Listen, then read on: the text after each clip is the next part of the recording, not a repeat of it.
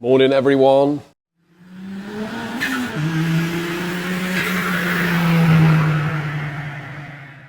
Right, so first thing Monday morning guys, what has changed from Friday? First thing, this Cosworth here, I had a phone call first thing, 8:30 from Andrew, the owner of the vehicle, on just a little recap of what we're going to be doing with this. So obviously, when I take these engines in, a lot of the time, I have a chat with the customer, I write down on the job card the sort of brief description.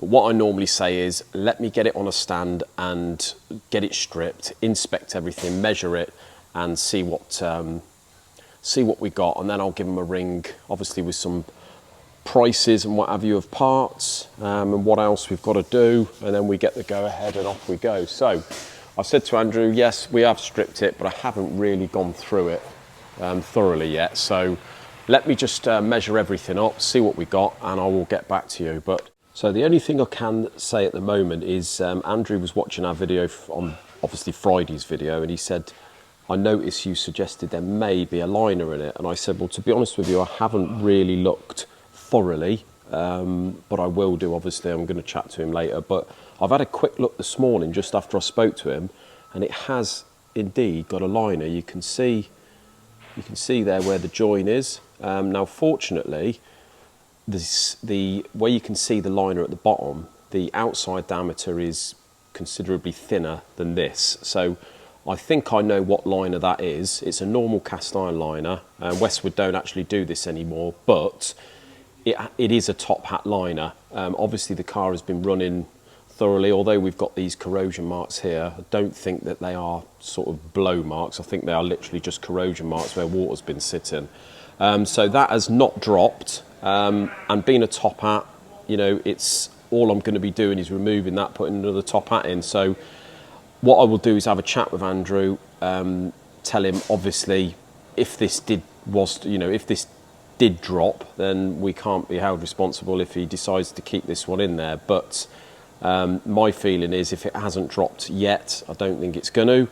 It looks like it's been sort of fitted properly. Usually they will sort of at least drop about 5 thou if it hasn't been.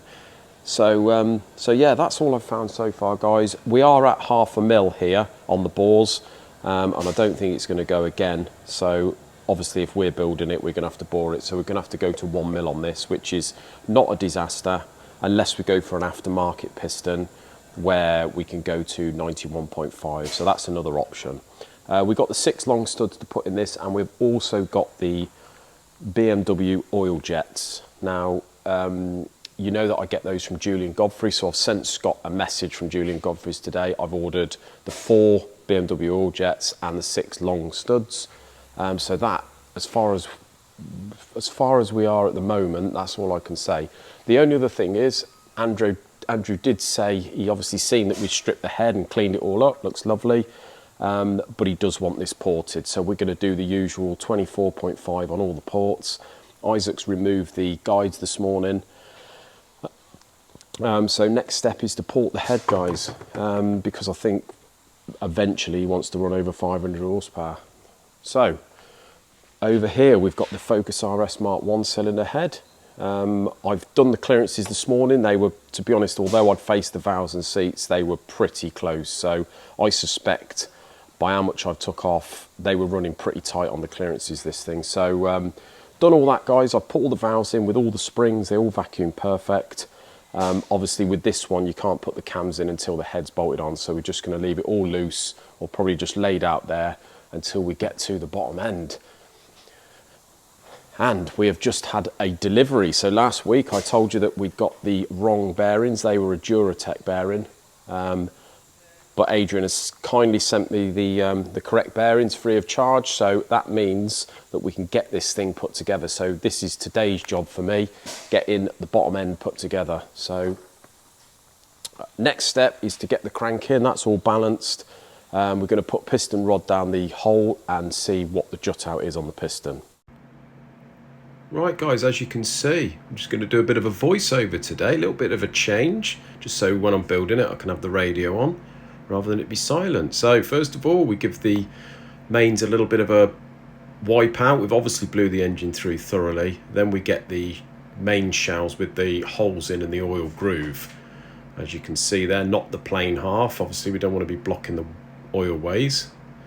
And we place all those in with obviously the tag there in the correct position. Now on this particular engine, the tags that go in the caps are not central, they're offset. So what that means is you can't put the wrong bearings in the wrong side really. So then we give it a light oil in, and then we oil our finger and just make sure you oil the face of the thrust. Now, like I've said to you before, do not oil the back of the bearing or the housing of the block. So you no need to put gallons of oil on there. This is a nice thick sort of oil that we use for building the engines, and all we do with a clean finger is just put a blob of oil on there and rub it up the bearing. Now the crank's all been cleaned, blown through, and we place that in the block. Now on this engine there is no thrusts in the cap, there's just thrusts in the block, and they're a built-in integral thrust to the bearings. So what we're going to do is just check the end float here. So I set up the DTI gauge on the front of the block, obviously put it on the front of the crank. Then what we're going to do is in a second we're just going to zero the gauge, and I'm just going to move the crank back and forth with the bar there and just see how much clearance we've got, and obviously double check it. And what we're actually getting there is 6 thou of end float, which is absolutely perfect for this. Don't really want to run any less. So obviously we put the bearings in the cap now. We just lightly oil the bearings as we did in the block, and we just put some oil on the threads of the bolts. Very lightly, not gallons of oil. You don't want the oil sort of sitting on the face in between the cap and the block. And then we just put all those caps on in order, obviously making sure that the caps are nice and clean beforehand, which we have. We've washed them thoroughly. And we place all the caps on the block. So what we're going to do then, guys, is find out the torque settings for these mains and then get these things torqued up to spec. Right then, guys, what I'm doing here is just checking the running clearance with plastic gauge. Now I know I said that we don't rely on plastic gauge alone. Obviously we check and measure all the housings, etc., and the bearing thickness, but this is just a good indication as to what clearance you are getting at the very end of it. So here I've got a feeling it's a 58mm journal, which is 2.282 whatever, so we're about just over 2¼ inch. So obviously with this being a performance build, we want to be running up towards a bit more than 1 thou per inch of diameter, so probably up towards 2.5 thou running clearance would be perfect on this. So what we've done is torque that cap down to spec, then we undo it, do it all dry, take it off, and we've got this gauge here which shows you, as I say, it's a rough indication really, but it's at least you are getting some idea. So you can see there 3 thou. Obviously the bigger the wider the plastic gauge, the less clearance you're running. So obviously 4 thou there, 3 thou, 2 thou, it's more than 2 thou and less than 3. But if you put the 2.5 on there, look, that's almost absolutely perfect. So the clearance on this is absolutely perfect. So we're just going to gauge the rest of them, make sure they're all the same, which they should be, and then we can get this thing torqued up and get a piston and rod down the hole. Right guys, so we've turned it over. I've torqued up the crank down on the mains, and we've just popped a piston in. These are the pistons here that the customer has requested. We've got the Wasner 8:1 compression ratio pistons with their new design of Wasner com rods. These are an I-beam, really nice items actually. So we've obviously popped a crank bearing in there and just literally put it down the hole with no rings on. And we have got, it's about 5 thou below the surface of the block, which is absolutely ideal. So we haven't got to do any machining to the crowns of these. Next thing I've tested is the ring gap. So we've got a centre ring here and a top ring here, and we've got 15 thou ring gap on both. And obviously going off our 4 thou per inch of bore, I think it's 3.3 inches the bore or just over. So more than enough gap, and obviously we've got even more on the oil control rings. So I haven't got to gap these rings, so all I'm going to do now is get the rings on the pistons on the rods, and just assemble this bottom end with the pistons and rods, etc. And we can then go and put the head on it. Well, there we are, guys. This is our progress with the Focus RS Mark1. We've got the cylinder head on, cams are in, the buckets are in. We've got the ARP head stud and nut kit which are on, which obviously runs a slightly different torque to the standard head bolts, but that is all done to spec. All the clearances in the engine are checked, bottom end's all torqued up. So we're at the stage now, guys, where I've got a few bits here. Next day or two and this one will be complete, which is ideal, really. So guys, what is the whinge today? What is the thumbnail and title all about?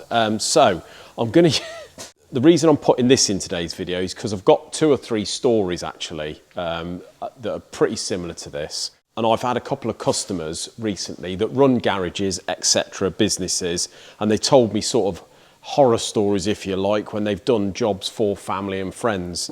And I thought, well, I got a few of them, so it's about time I told them.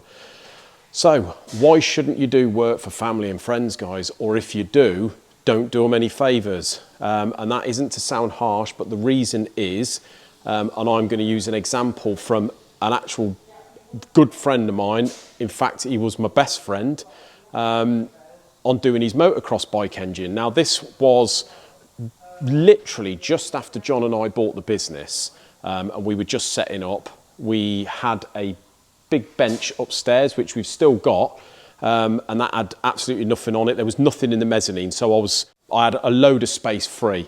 Now, he gets hold of me. He said he's took his motocross bike down to a motorcycle shop, and I think it had a noisy top end. So he said to me that they've took it upon themselves to take the barrel off and all the rest of it, and said, look, your bottom end's knackered. It's going to be 300 quid. He seemed to think the guy was ripping him off to doing it, and I sort of tried to explain to him that doesn't sound a great deal of money, because obviously you've got to take the engine out, strip the bottom end. He said, well, anyway, I've lost confidence in him. I don't quite know what had gone on. He said, will you do it? I said, well, I will do it, yeah, but, you know, I need to have a look at it, see what we got. Anyway, cut a long story short, he's turned up here with 5 boxes full of engines, so it wasn't just a complete bottom end here. The guy had stripped it. And I first of all said, look, it's not ideal when someone brings an engine in all completely stripped like that if I haven't stripped it myself. I said, so bear in mind there's extra time for me going through all this. Yeah, that's fine, mate, that's fine, just crack on with it. I just want you to do it. Right, fine. So I've got it all laid out upstairs on the bench, and when it come to it, the whole thing was pretty knackered. I mean, this was an old KX250, like a 98 or something like that. First thing I've done is rang up and said, listen, your gearbox bearings are a bit knackered. You need to do the whole lot and do it properly. Mate, just crack on, just crack on. Okay, fair enough. So I've cracked on. I've kept him up to date, you know, as we've been going along. So I've replaced the gearbox bearings, which we all know are about 80 quid, 100 quid, something like that for the bearings. They're all a bit special. We've done everything, bored it, done the crank, put a new rod kit in, all that. Blasted the casing, so it all looked like new. Give it him back. Well, I actually got in touch with him and said, your engine's done. Yeah, he didn't seem in a big rush to pick it up. And then I've met up with him one night and seen him. He made a joke of matey quoting him about 300 quid. And I said, look, with all due respect, it's going to be probably a couple of 100 quid more than that, this is. I haven't actually done the invoice yet. He sort of laughed. Yeah. I said, no, I'm not joking. You've given me the go-ahead all along. You haven't asked for any prices. I've sort of kept you up to date, told you what needs to be done. I told you how much the gearbox bearings were and all this. And he was not happy.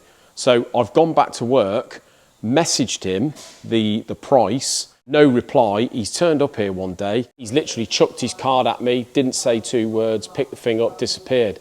Didn't actually speak to me for about a month before he started calming down and realising, once people had started saying to him, I suppose, once he'd been to tracks and what have you, the bike went like a scolded cat. He was really happy. So I suppose after a month or so, he's calmed down, and it's all sort of water under the bridge, if you like. But Yeah, the moral of the story is, guys, I don't know whether friends sometimes expect you to do things for cheap or nothing, I don't know. And family even more so. I heard a story recently of a guy doing some work on a family member's vehicle. Things didn't work out quite as well. Next thing, his name's Mud, and it causes a right old rift in the family. So very awkward. So I treat friends and family, I mean, weirdly enough, anyone that walks through this door is good friends of you. Of course they are. But actual friends and family, I treat them like everyone else. Whatever they do, if I need them, I expect them to charge me what they'll charge everyone else, and I do the same for them. Then if there's any issue, there's no problem. But I don't start doing favours, because that is a recipe for a fallout. But yeah, that's it, guys, for today's video. Hopefully in the next video, Wednesdays, we should be well on the way with the Focus. But we've got other stuff to show you anyway. So until then, have a great evening. See you then. Take care, guys.